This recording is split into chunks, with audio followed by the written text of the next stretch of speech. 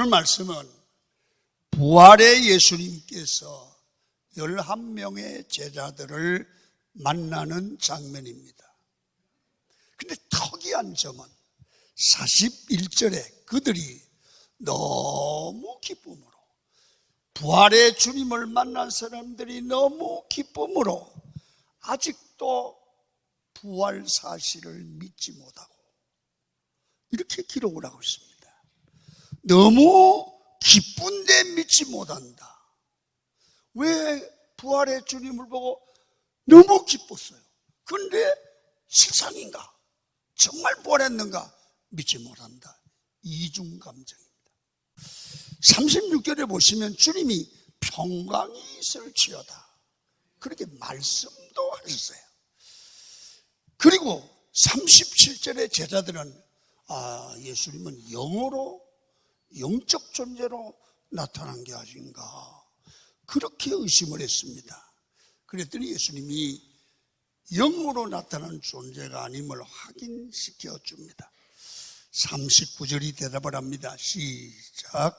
내 손과 발을 보고 나인 줄 알라. 또 나를 만져보라. 영은 살과 뼈가 없으되 너희 보는 바와 같이 나는 있느니라. 이 말씀을 하시고 손을 보여주고 발을 보여주면서 야 봐, 못자국 있잖아. 못자국. 그리고 41절에 생선 하나를 가져오는데 구운 생선 한 토막을 드리니까 제자들 앞에서 잡수시는 거야. 여러분, 나를 만져보게 하고 생선을 드시는 것을 보여드림으로 제자들이 충분히 믿을 수 있어서 기쁜데 한쪽엔 또 믿지 못하는 거예요. 이상하지 않습니까, 여러분? 이 성경에 기록되어 있습니다. 여기는 메시지가 있습니다.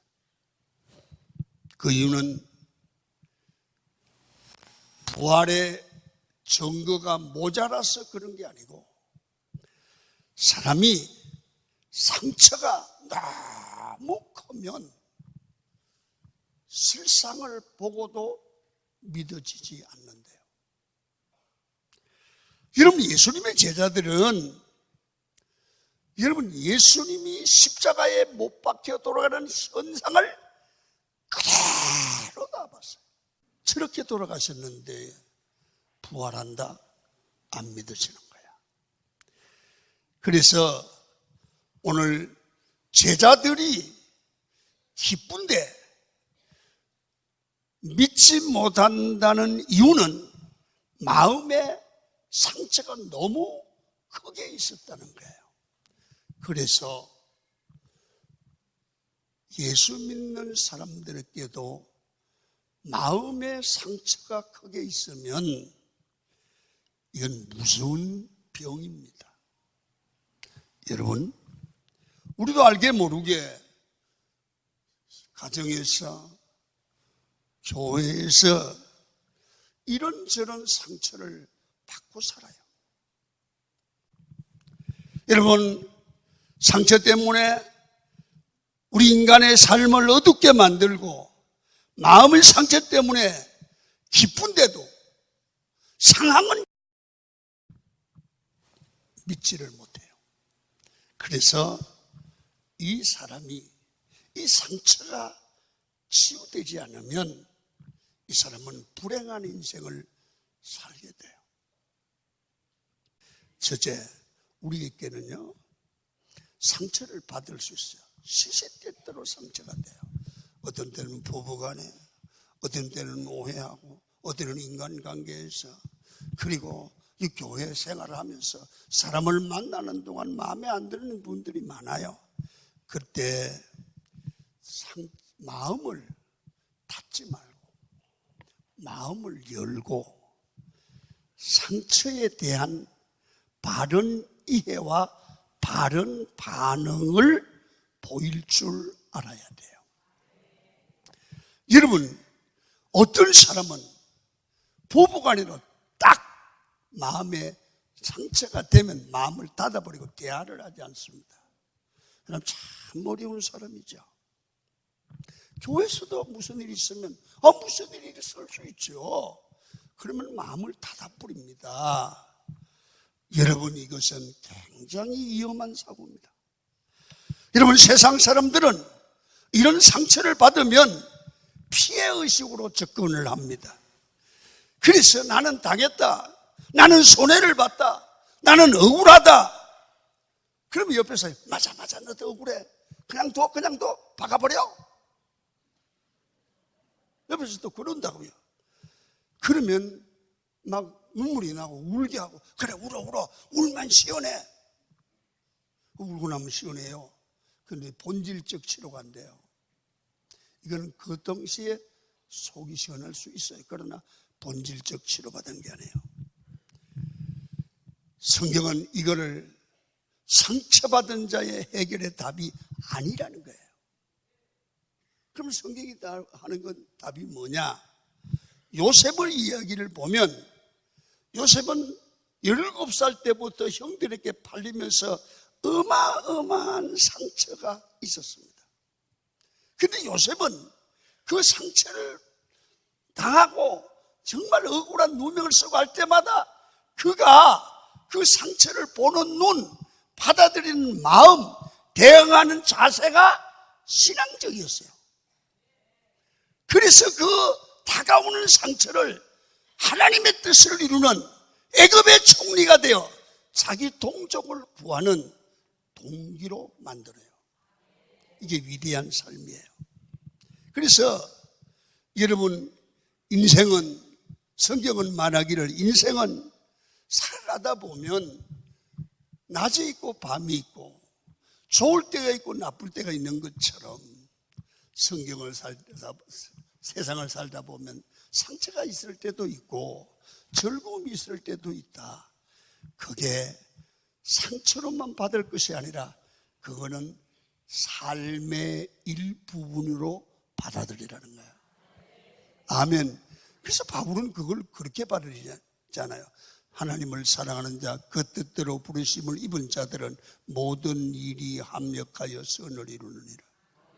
하나님 앞에서 다시 일어서고 상처를 극복하고 상처를 축복으로 바꿀 수 있는 사람은 어떤 공격이나 어떤 어려움을 당하더라도 우리가 반응을 믿음으로 해야 된다.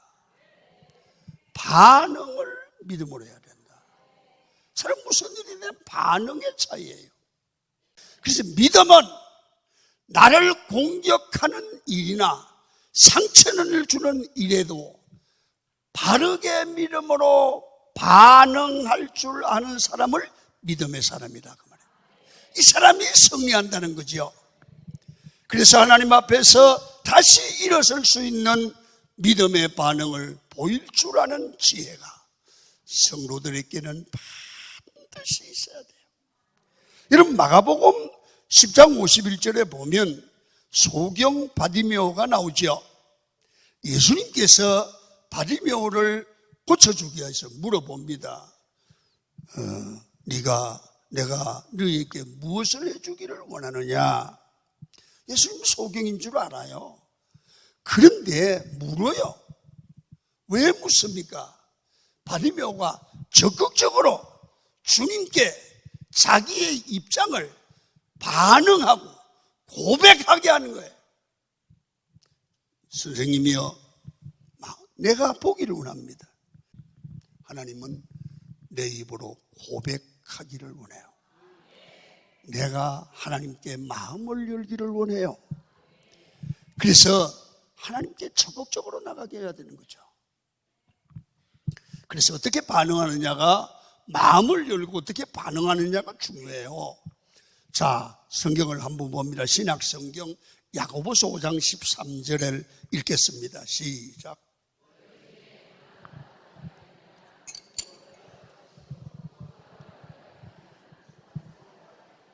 주님, 이 야고보 사도는 우리 삶을 건드리는 거예요.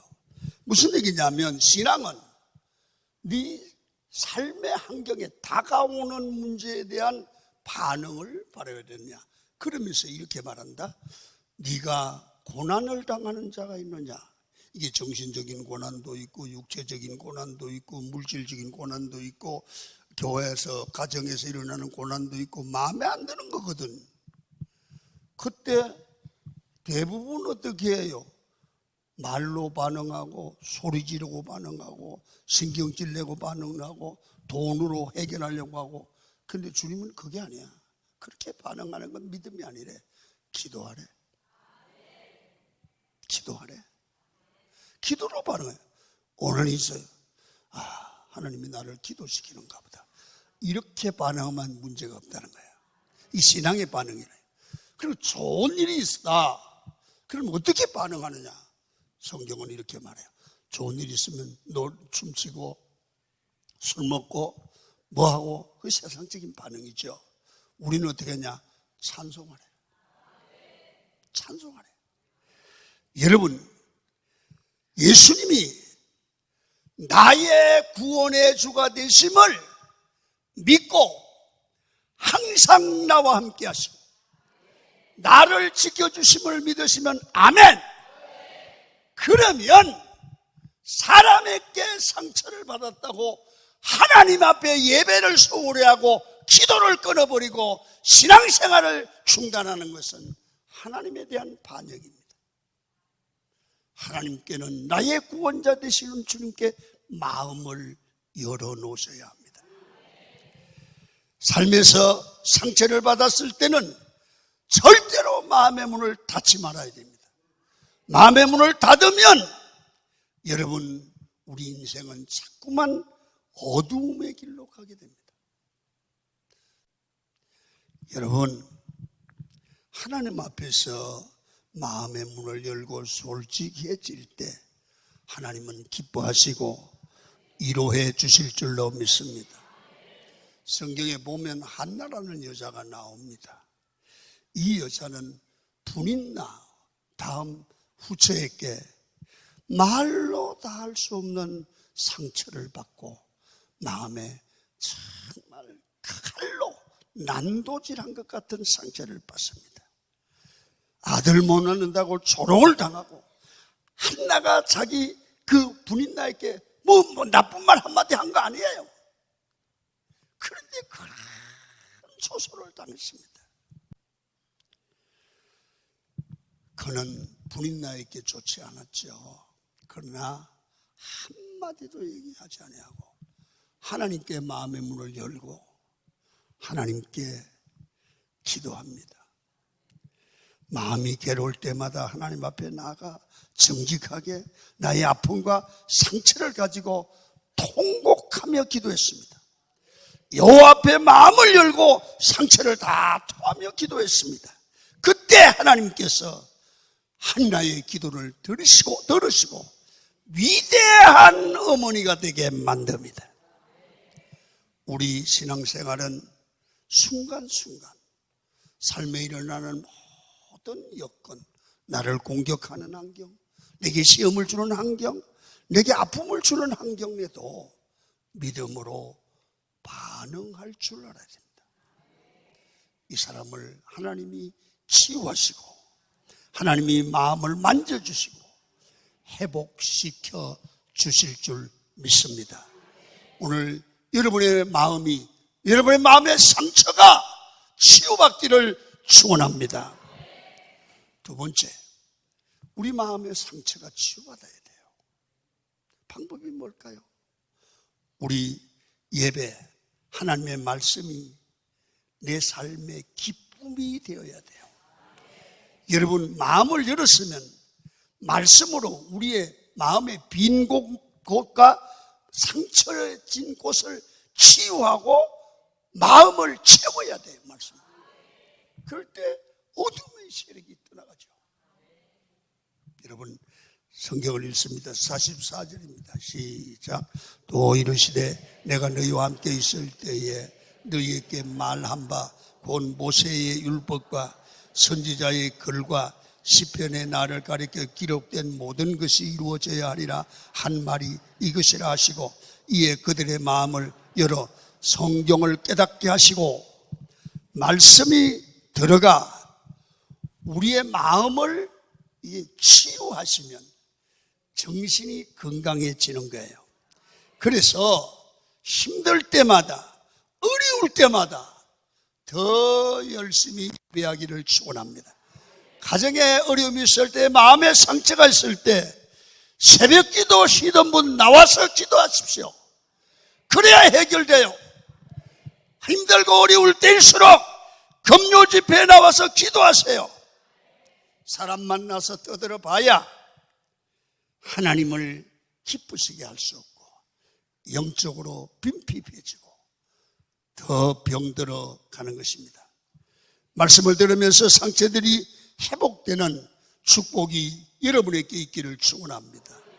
봐요, 예수님의 십자가 밑에서 큰 상처를 받고 너무 실망되어서 엠마오로 내려가는 두 제자를 향하여 예수님이 만나주시고 이들의 상처를 치료해 줍니다. 성경을 봅니다. 32절입니다. 누가복음 2장 32절 시작. 그들이 서로 말하되 길에서 우리에게 말씀을 하시고 우리에게 성경을 풀어주실 때 우리 속에서 마음이 뜨겁지 아니하더냐. 말씀을 들을 때 마음이 뜨거워지고 치유가 일어나더라는 겁니다. 심령 치유 가운데 최고의 치유는 말씀의 치유인 줄로 믿습니다. 말씀을 들을 때 상처가 났습니다. 온전한 회복이 이루어질 줄로 믿습니다. 말씀이 내 안에 들어가면 내 안에서 새로운 창조를 만들어냅니다. 심령이 새롭게 됩니다. 새로운 꿈이 생기게 됩니다. 새로운 비전이 이루어집니다. 그래서 하나님의 말씀을 들어야 되고 말씀이 은혜가 돼야 되고 말씀이 나를 이끌어가야 되고 말씀이 우리 속에 충만해야 돼요. 그래서 여러분 무엇이든지 즐거운 일이 있어서 교회를 오게 되면 믿음이 생기고 믿음이 생기면 마음의 상처가 치유될 줄로 믿습니다. 우리 하나님은 말씀의 즐거움을 통해서 우리를 치유하시지요. 마지막입니다. 우리가 하나님의 말씀이 즐거워지고 예배가 즐거워지면 신앙의 본질을 찾게 돼요. 그럼 믿음이 바로 세워지잖아요. 그러면 사고가 건강해져요. 그러면 왜 사는가에 대한 물음이 나와요. 그럼 왜 사는 거예요? 왜 밥을 먹는데요? 왜 건강해야 되는데요? 여러분 왜 돈을 벌어야 되는데요?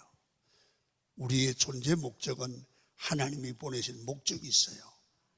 그걸 사명이라고 그래요. 예수 믿는 사람은 환경 따라 사는 게 아니라 하나님의 부르심 따라 콜링을 따라 사는 거예요. 자, 47절을 읽겠습니다. 시작.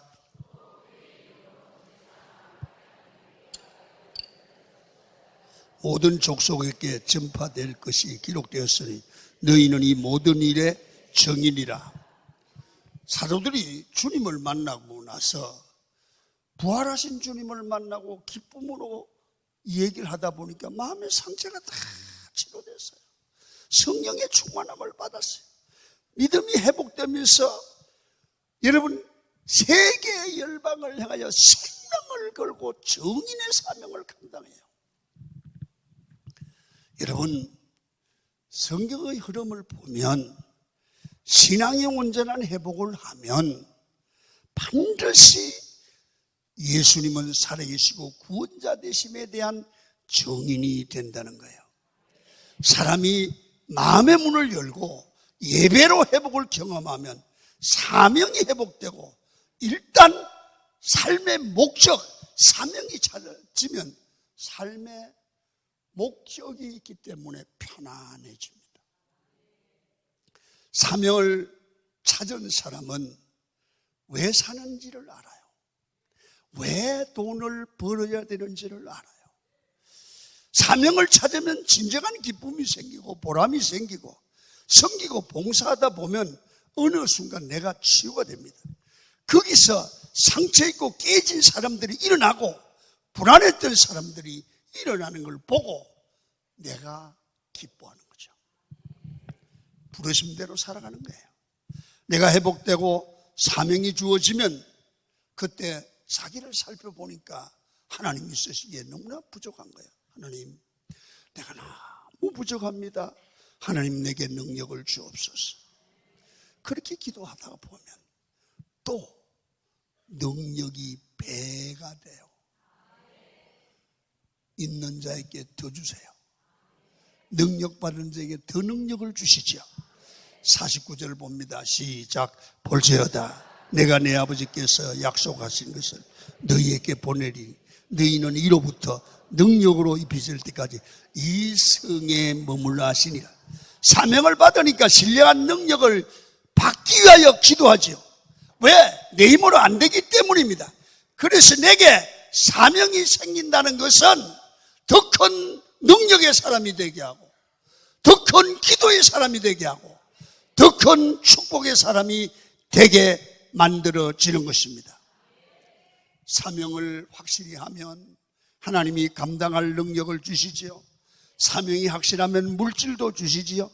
사명이 확실해지면 우리 하나님이 건강을 주시는 겁니다. 그래서 완전한 치유의 마지막 단계는 사명을 찾는 겁니다. 여러분, 사명 찾으세요.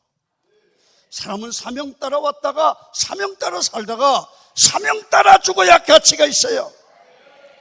이제는 나 혼자 먹고 사는 인생이 아니라 하나님이 주신 사명을 가지고 다른 사람을 행복하게 만들고, 다른 사람을 기쁘게 만들고, 다른 사람을 살리는 그런 멋진 인생이 되세요.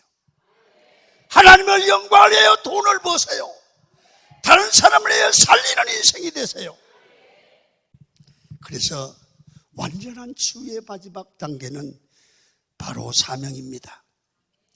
이런 사명을 잘 가질 때 하나님이 이렇게 마지막으로 축복을 합니다.